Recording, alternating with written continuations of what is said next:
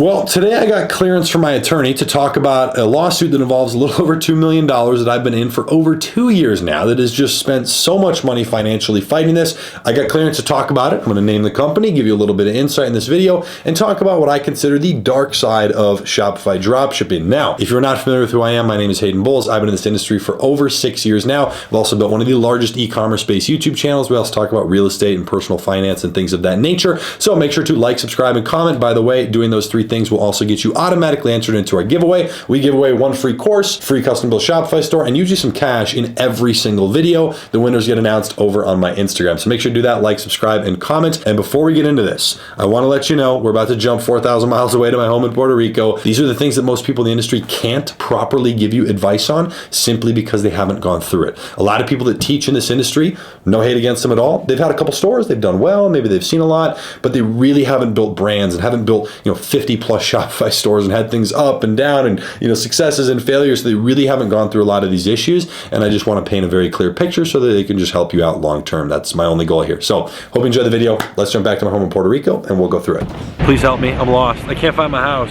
Whoa, okay, good thing we made it. Now we're going to start off by talking about the lawsuit because that's by far the most entertaining part of this video. A little over 3 years ago, I started doing business with a company called Electronic Commerce. They were a payment processor, unlike Shopify Payments or Stripe, which is the same thing, or PayPal, which are not real processors. Those are payment aggregators. I started working directly with this payment processor to transact millions of dollars in volume from my e-commerce stores. At the time, this company was headquartered at the Irvine Spectrum Center in Orange County, California, occupying half of the 25th floor. They were paying $25,000 a month for their office space, and it had a gorgeous view. Now, before I get into the exact amounts involved in this lawsuit, once it is over, I will do a video after consulting with my attorney talking about different names and faces and showing all that stuff and going through it in depth. Now, I was at this office once or twice a week, going to lunch, hanging out with them, meeting the owner's family. I got very, very close to both of the owners and a lot of the people inside of this office. And that's why this kind of pissed me off. They were kind of like family and friends, not just some business relationship. Now, there was two owners, both 50-50 partners. What I'm about to tell you has absolutely nothing to do with my friend Kazra. He has been helping a lot on the legal lawsuit side of things. Leave his name out of this. He has nothing to do with this from a negative side. He got completely shut out of the company that he started with this other business partner. Now, when I started doing business with them, they were doing about $50 to $60 million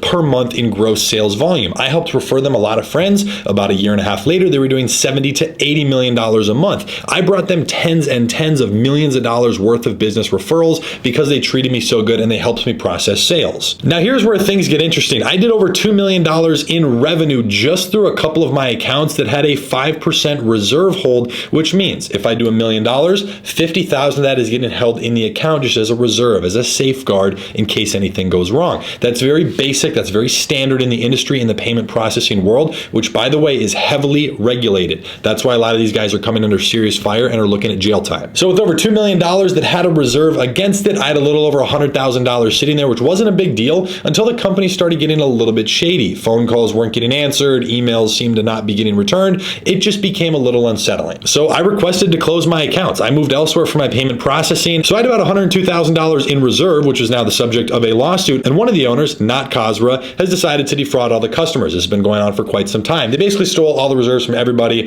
completely ignore everybody's emails, phone calls, doesn't matter. And I truly did not see this one coming, but again, anything can happen. Business is business. And here's what I want a lot of people in the e-commerce space to understand, because it's usually a younger demographic getting started, and people like to throw shade on social media or threaten someone. Look, here's how business works. They think they're right. I think I'm right. So it's going to go through the attorneys. That's how business works. There's no other throwing hate on social media. These guys don't care. It's either through attorneys or nothing's going to happen. And there's some things we could get into. For an example, do you know the show Ozarks, talking about money laundering for gangs and drugs and all that stuff? Mix in some of the dirty money with the clean. Well, let's just say that the other owner of this company put Ozark and Ozark 2 as the license plates on his vehicle.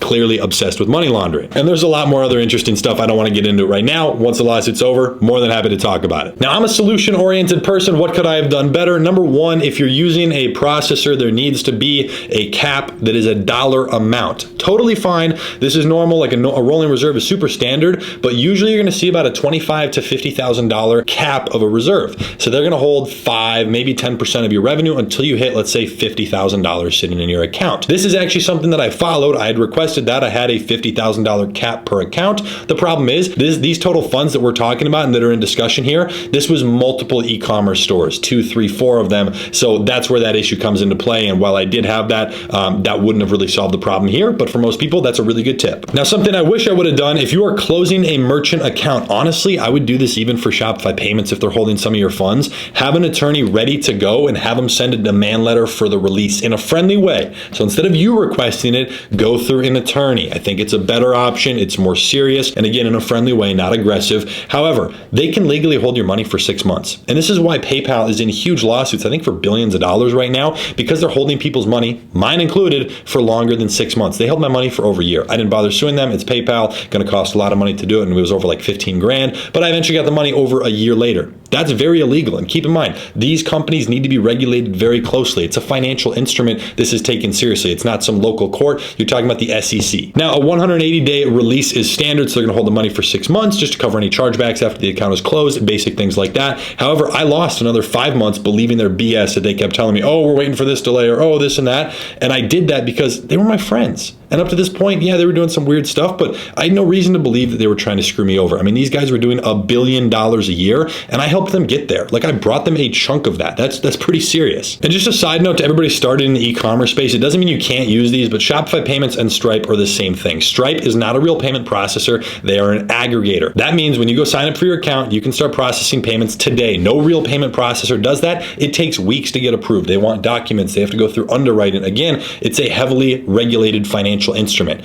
Well, what that means is when you start processing sales, then they underwrite you after you hit a certain sales volume. Realistically, about $2,000 a day is where Stripe does their first detailed review. And that creates a problem because usually that's when they throw some random aggressive hold at you or shut you down right as you're trying to get things off the ground, and usually their customers then lose a lot of money. I know this because that's been me. And I say this because you cannot negotiate with them. So when it talks about a rolling reserve, you can't go negotiate, say, hey, oh, I want 5% or 10% up to 50,000. There's no communication there. You're going to be talking with the basic support rep that is usually based overseas. Okay, now hold up. I'm about to get into the issue that's actually costing me the most amount of money, way more than this lawsuit by a multiple. However, before we do that, we got to talk about today's sponsor. Let's face it, we could all use more customers on our Shopify store. And what's the best way to do that? Get your current customers that you've already paid for who have had a fantastic experience to promote your brand for you. The best way to do that is through UpPromote. They are well versed in the world of affiliate marketing. Specifically, they specialize in helping Shopify store owners partner with affiliates so that they can explode their Shopify sales. You can turn your customers into people who are promoting your store for you. And the cool thing about this, unlike Facebook ads and TikTok ads, you're only paying an affiliate when a sale is made. So you have absolutely no upfront cost or risk with doing this. They've been around since 2019 and have over 750,000 affiliates on their platform. And they'll assist you with the entire setup process and give you detailed reporting and analytics of all the numbers. So if you want to convert your customers into affiliates and build a really strong team that pumps out sales for you 24/7, make sure to check out UpPromote. You can find them linked in the description of this video. So by far the biggest other issue I've had is absolutely crazy. Can't believe I've had so many problems, but that is suppliers screwing you over. This has happened 4 separate times where it's notable, not like a missed tracking number or something fake, where I'm losing tens of thousands or hundreds of thousands of dollars. In one case, this actually led to me getting a Facebook ad account shut down that was spending about $60,000 a day. So I lost a business that was doing 8 figures because of a supplier. That was where the issue lied. Now, a couple things they could do. They could be stealing your data, right? You're giving them order exports. A lot of people do that. They go build a competitor site to yours and they have all your data for lookalikes. They charge your card randomly.